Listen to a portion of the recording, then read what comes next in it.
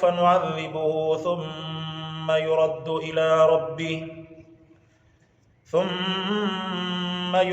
إلى ربه فيعذبه عذابا نكرا وأما من آمن وعمل صالحا فله جزاء الحسنى وسنقول له من أمرنا يسرا ثم أتبع سببا حتى إذا بلغ مطلع الشمس وجدها تطلع على قوم لم نجعل لهم من دونها سترا كذلك وقد أحطنا بما لديه خبرا ثم أتبع سببا صدق الله العلي العظيم.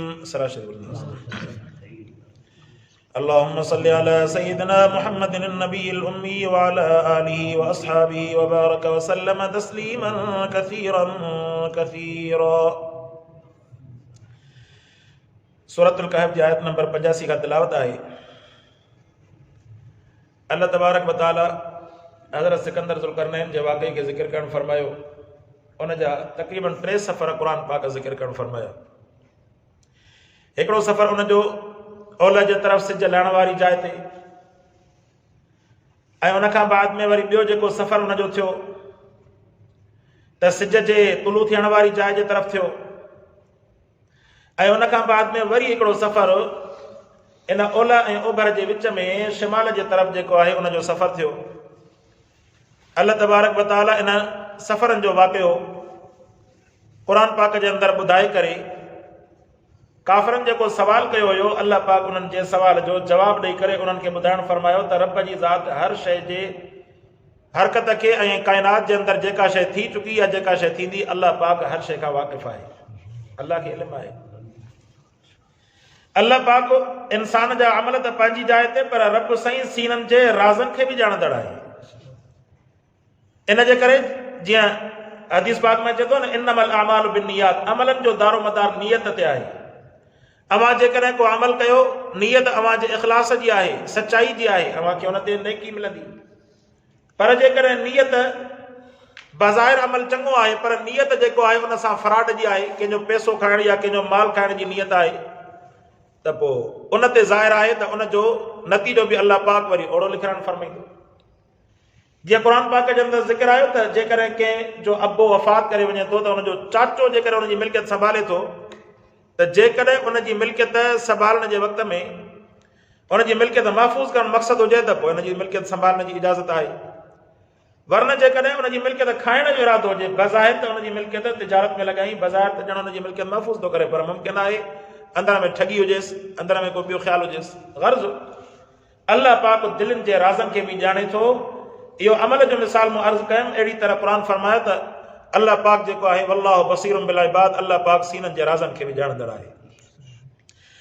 सो सिकंदर ज़ुल्करनैन जे बारे में फरमाई त उन हिकिड़ो सफ़र कयो, फातबा सबबा हत्ता इदा बलग मग़रिब शम्स, हत्ता के सिज जे लहण वारी जाइ ते पहुतो, वजदहा तग़रुबु, ॾिठईं त सिज लहे पियो हिकिड़े कारे चश्मे जे अंदरि या दुबे जे अंदरि, उन में लहे पियो. उनखे महसूसु ईअं थियो, वजद इंदहा क़ौमा, फरमाई त उते हिकिड़ी क़ौम खे उन लधो. कुलना यादल करनैन, उन क़ौम वारनि सिकंदर ज़ुल्करनैन खे अर्ज़ु कयो, चई त इम्मा अन तुअद्दिब व इम्मा अन तत्तखिज़ फ़ीहिम हुस्ना. किन उन्हनि माण्हुनि खे चयोसीं त ए ज़ुल्करनैन, तूं जेकॾहिं चाहीं त इन्हनि मां कंहिंखे अज़ाब करे या उन्हनि खे सज़ा ॾे, अल्लाह पाक उनखे इहा ताक़त अता फरमाई. ऐं जेकॾहिं चाहीं त उन्हनि सां का चङाई करे. क़ाल अम्मा मन ज़लम फसौफ नुअद्दिबु.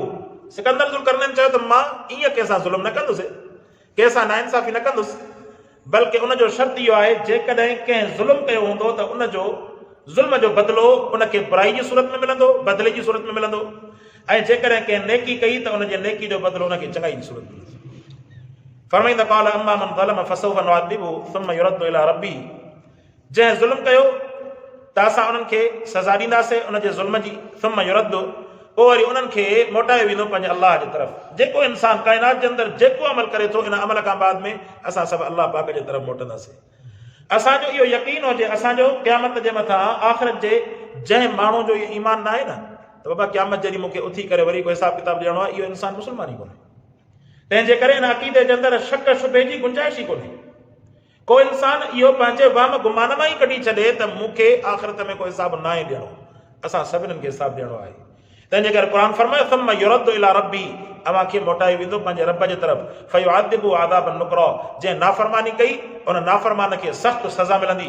व अम्मा मन आमन व अमिल सालिहा, अल्लाह जो कानून आहे क़ुर पाक जे अंदरि पहिरियां जेको आहे इन नाफ़रमाननि जी सज़ा जो ज़िक्र फरमाई ऐं नाफ़रमाननि जी सज़ा खां बाद में वरी फरमाई त जिन अमल सालिह कया, जिन नेकियूं कयूं उन्हनि जूं नेकियूं रायगान कॾहिं कोन वेंदियूं। अव्हां जेकॾहिं नेकी कई, हिकिड़ो अमल राति जो उथी करे तव्हां जेकॾहिं नेकी जे इरादे सां तव्हां सुभान अल्लाह चओ था, अल्लाह पाक उनजो बि बदिलो तव्हांजे नामे अमाल में लिखण फरमाईंदो। त जाइ जे उनजी जाइ ते इंसान जा फ़राइज़ हुजनि, वाजिबात हुजनि, उन्हनि जी अदायगी हुजे। इन्हनि में जहिड़ी तरह इंसान पंहिंजी कोशिश ऐं महिनत करे थो न, इन महिनत ऐं कोशिश सां गॾोगॾु पंहिंजे अमल जे मथां ख़ुशीअ जो इज़हार बि करे। छो त जेकॾहिं तबियत इंसान जी जेका दिलि आहे न, इहा ख़ुशी ऐं ग़म जो मजमू आहे। जेकॾहिं अव्हां इन जे मथां ग़म खे ग़ालिब रखंदा त इहा बीमार थी पवंदी। अव्हां जेको आहे अल्लाह जे शुक्र जी हालत में इंसान ख़ुशीअ जो इज़हार करे। ऐं उन जा जेके वाक़िया केतिरा ई जेके साहबा जे ज़माने में इहे मौजूदु आहिनि, जो उन्हनि वटि जेकॾहिं हिकु ॾींहं जो खाधो बि मौजूदु हूंदो हुयो त उहे ख़ुशीअ जो इज़हार कंदा हुआ। ऐं कॾहिं उन्हनि खे जेकॾहिं नेक अमल जी करण जी तौफ़ीक़ मिलंदी हुई त एतिरो ख़ुशीअ जो इज़हार कंदा हुआ जो ॼण त उनखे ईद जो ॾींहुं चवंदा हुआ। ऐं उन्हनि खे जेको आहे नेकियुनि सां जॾहिं उन्हनि खे तौफ़ीक़ मिलंदी हुई त हिक ॿिए जे मथां इसरार कंदा हुआ त मां जेको आहे इन्हनि खां नेक अमल जे अंदरि वधीक अमल करे ॾेखारियां।